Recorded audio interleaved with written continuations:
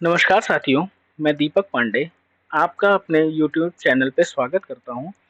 आज के इस वीडियो लेक्चर में हम आगामी प्रतियोगी परीक्षाओं के संबंध में भौतिक विज्ञान के एक अत्यंत महत्वपूर्ण टॉपिक मात्रक एवं इकाई के विषय में चर्चा करेंगे। मात्रक एवं इकाई मापन का ही एक अंश है। तो सबसे पहले समझते हैं मापन क्या होता है। किसी अज्ञात राशि अननोन क्वांटिटी का उसी के समान एक ज्ञात राशि स्टैंडर्ड क्वांटिटी से तुलनात्मक अध्ययन ही मापन कहलाता है। मापन की विधि में हम यह पता करते हैं कि दी गई अज्ञात राशि अपने मानक का कितने गुना है, जबकि यह मानक ही मात्रक या इकाई कहलाता है, जिसको इंग्लिश में हम यूनिट बोलते हैं। अब ध्यान रखिएगा कि मूल राशियां फंडामेंटल क्वांटिटीज को व्यक्त करने वाले मात्रकों को मूल मात्रक या मूल इकाई फंडामेंटल यूनिट कहते हैं। जैसे लंबाई, समय और द्रव्यमान के मात्रक क्रमशः मीटर, सेकंड एवं किलोग्राम मूल मात्रक कहे जाते हैं, जबकि व्युत्पन्न व राशियां डिराइव्ड यूनिट को व्यक्त करने वाले मात्रकों को व्युत्पन्न मात्रक या व्युत्पन्न इकाई डिराइव्ड यूनिट कहते हैं। जैसे बल, दाब, कार्य एवं विभव के लिए क्रमशः न्यूटन, पास्कल, जूल एवं वोल्ट व्युत्पन्न मात्रक हैं। सबसे पहले समझते हैं कि मूल राशियां क्या होती हैं। तो वह राशियां जो स्वतंत्र राशियां हैं, जिनको व्यक्त करने के लिए किसी अन्य राशि या राशियों की आवश्यकता नहीं होती है, मूल राशियां कहलाती हैं। जैसे अगर हम बात करें लंबाई की, तो लंबाई को व्यक्त करने के लिए हमें किसी अन्य राशि की जरूरत नहीं है, इसलिए इसको मूल राशि बोलते हैं। ध्यान रखिएगा कि विज्ञान में 7 मूल राशियां तथा 2 पूरक राशियां होती हैं। इन 7 मूल राशियों में पहली राशि है लंबाई, जिसका मात्रक मीटर है और इसका संकेत ये आपको दिया गया है। समय का मात्रक सेकंड है और इसको स्मॉल एस से शो करते हैं। द्रव्यमान के मात्रक के लिए अगर आप बात करो तो ये किलोग्राम है और इसको केजी या किग्रा में लिखते हैं। ताप केल्विन कैपिटल के, विद्युत धारा एम्पियर कैपिटल ए, ज्योति तीव्रता कैंडला सीडी, पदार्थ की मात्रा अमाउंट ऑफ सब्सटेंस मोल और इसका संकेत मोल होता है।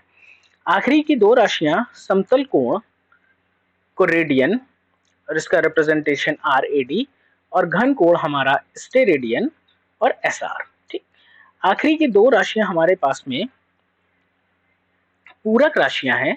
ये पूरक राशियों के विषय में याद रखिएगा कि ये राशियां मात्रक विहीन राशियां हैं, फिर भी इनके साथ मात्रक की तरह ही शब्द जोड़े जाते हैं ताकि इन्हें अन्य मात्रक विहीन राशियों से अलग किया जा सके।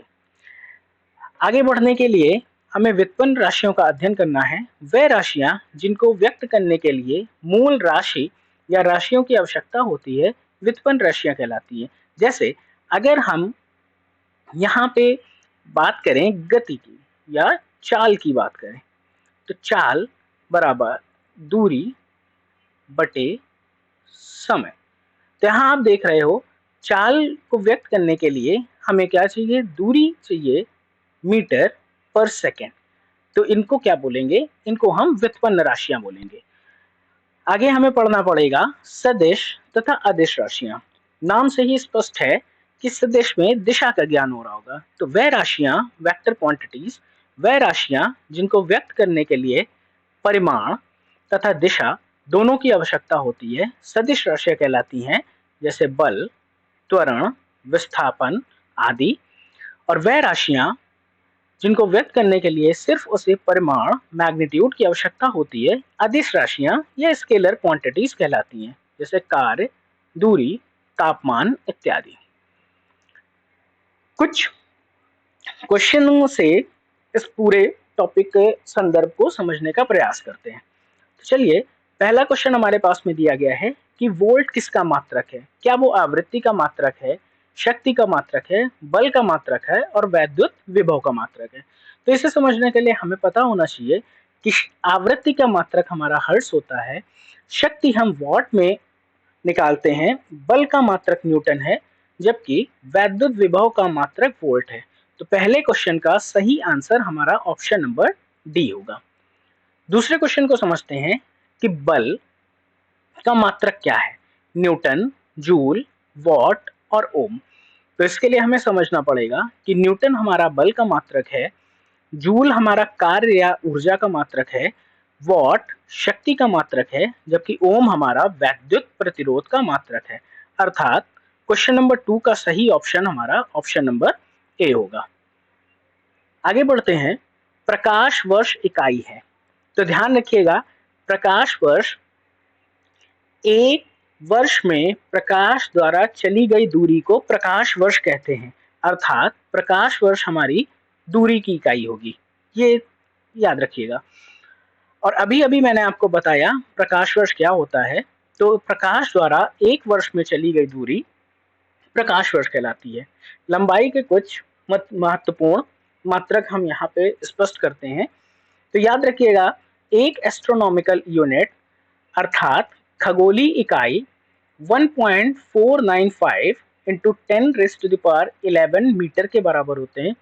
एक लाइट ईयर अर्थात प्रकाश वर्ष 9.46 इंटू 10⁻15 मीटर के बराबर होता है, जबकि एक पारसेक हमारा 3.084 इंटू 10⁻16 मीटर या फिर 3.25 लाइट ईयर के बराबर होता है। याद रखिएगा, स्पष्ट ही है कि ये लंबाई के बड़े मात्रक हैं। इनका इस्तेमाल हम खगोलीय गणनाओं या खगोलीय पिंडों के बीच की दूरी के लिए इस्तेमाल करते हैं। ठीक, कुछ छोटी इकाइयों की बात करें तो 1 फीट हमारा 12 इंच के बराबर होता है, अर्थात 0.3 मीटर। 1 माइल या 1 मील हमारा 1.60934 किलोमीटर। एक नॉटिकल मील हमारे पास में 1.852 किलोमीटर या फिर 1.15 मीटर माइल्स। एक एंगस्ट्रॉम 10⁻⁻10 मीटर, जबकि एक फर्मी मीटर हमारा 10⁻⁻15 मीटर होता है। ये लंबाई की छोटी इकाइयां हैं जो आणविक दूरी को मापने के लिए इस्तेमाल की जाती हैं। क्वेश्चन नंबर 5 पे हम पहुंचते हैं। यहाँ पे है, निम्नलिखित एसआई यूनिटों में से कौन सी सही सुमेलित नहीं है। तो ध्यान रखिएगा, कार्य की यूनिट जूल होती है, ये सही है। बल की यूनिट न्यूटन होती है, ये भी सही है। द्रव्यमान की यूनिट किलोग्राम होती है, ये भी सही है। जबकि दाब की यूनिट डायन नहीं होती है। डायन हमारे बल की ही यूनिट होती है और ये बल की सीजीएस यूनिट होती है। तो इस क्वेश्चन नंबर 5 के लिए सही ऑप्शन हमारा ऑप्शन नंबर डी होगा। चलिए आगे बढ़ते हैं। क्वेश्चन नंबर 6 के लिए 1 हार्स पावर में कितने वॉट होते हैं। तो याद रखिएगा, 1 हार्स पावर में हमारे लगभग 746 वॉट होते हैं। तो 6 का आंसर नंबर सी हमारा ऑप्शन सही होगा। क्वेश्चन नंबर 7 समझते हैं। सूची 1 और सूची 2 को हमें सुमेलित करना है और सही उत्तर का चयन करना है। ध्यान रखिएगा, एम्पियर यहाँ पे सूची 1 में हमारे पास में मात्रक दिए गए हैं और यहाँ पे हमारे पास में भौतिक राशियां दी गई हैं। ध्यान रखिएगा, एम्पियर हमारा धारा का मात्रक होता है, वैद्युत धारा का मात्रक होता है, तो इसका ऑप्शन होगा 2। कैलोरी हमारा ऊष्मा का मात्रक होता है, तो इसका ऑप्शन नंबर होगा हमारा 5। पारसेक, जैसा कि अभी हम लोगों ने चर्चा की थी, पारसेक हमारा तारों संबंधी दूरियों को नापने का मात्रक होता है, तो इसका ऑप्शन होगा 4। जूल हमारा कार्य या ऊर्जा का मात्रक होता है, तो इसका ऑप्शन नंबर 3 होगा। और नॉट हमारा समुद्री जहाज की गति का मात्रक होता है, तो इसका ऑप्शन नंबर 1 होगा।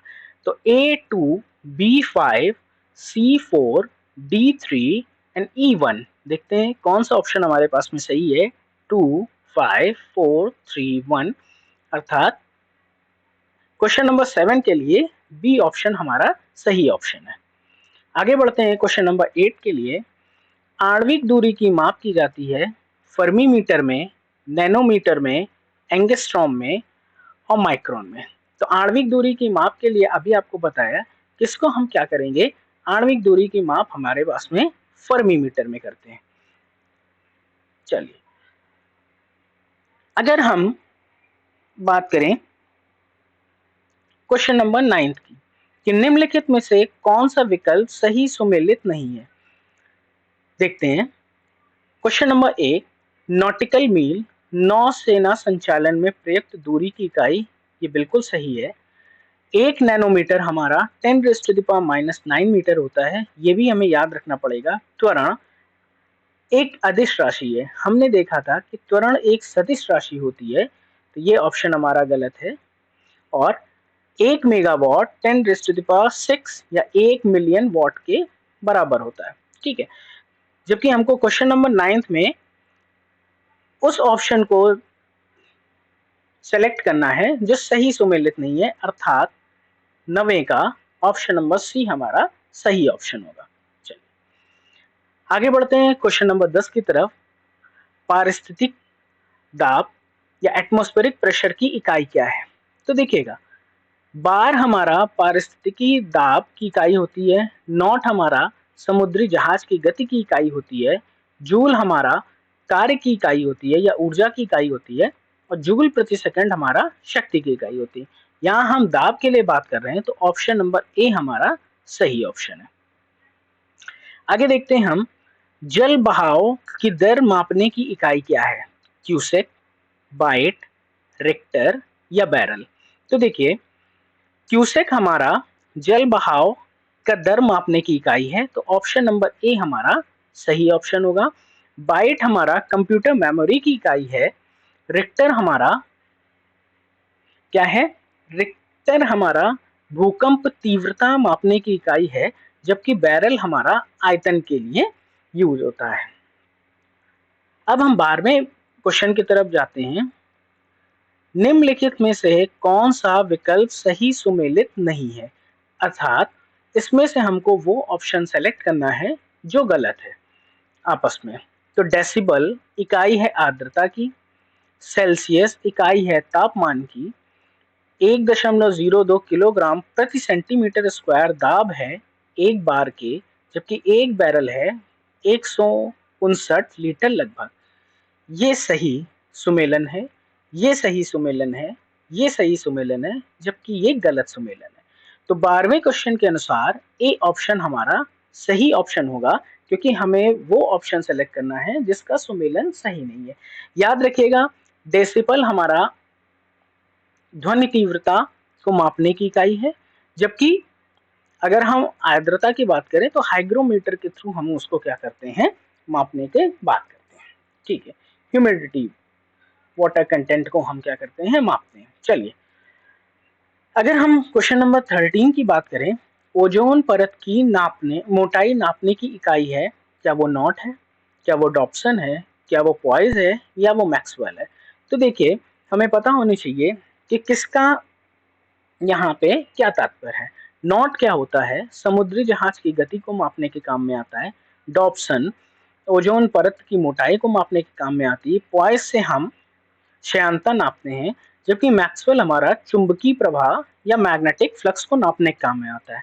अर्थात क्वेश्चन नंबर 13 का सही ऑप्शन ऑप्शन नंबर बी है।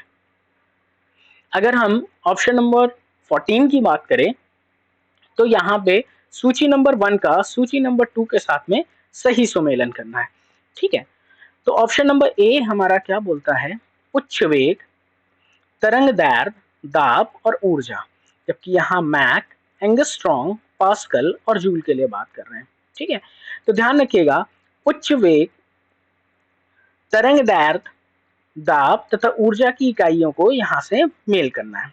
ठीक है, तो उच्च वेग हम नापते हैं मैक में, तरंग दैर्घ्य हमारा एंगस्ट्रॉम में नापा जाता है, दाब नापने की इकाई 3 है और ऊर्जा हमारी जूल पे है। अर्थात 1, 2, 3 और 4 सही ऑप्शन है। तो option number A is the correct option for question number 14। अगर हम 15 नंबर क्वेश्चन की बात करते हैं, फिर से हमें सूची नंबर 1 को सूची नंबर 2 के साथ में सुमेलित करना है।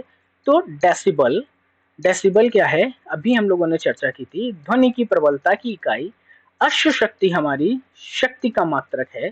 1 पिकोग्राम होता है 10 की घात -12 ग्राम, जबकि नॉटिकल मील में हम समुद्री जहाज की गति को नापते हैं। अर्थात ऑप्शन से अगर हम देखें तो ऑप्शन हमारे पास में डेसिबल ये 3, शक्ति ये 4, पीको ये 1 और नॉटिकल मीन 2। 3, 4, 1, 2।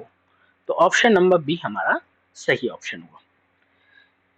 तो दोस्तों आशा करता हूं कि ये वीडियो लेक्चर आपकी आगामी परीक्षाओं के संदर्भ में आपकी सहायता अवश्य करेगा। साथ जुड़े रहने के लिए धन्यवाद और परीक्षाओं के लिए आपको बहुत बहुत शुभकामनाएं। धन्यवाद।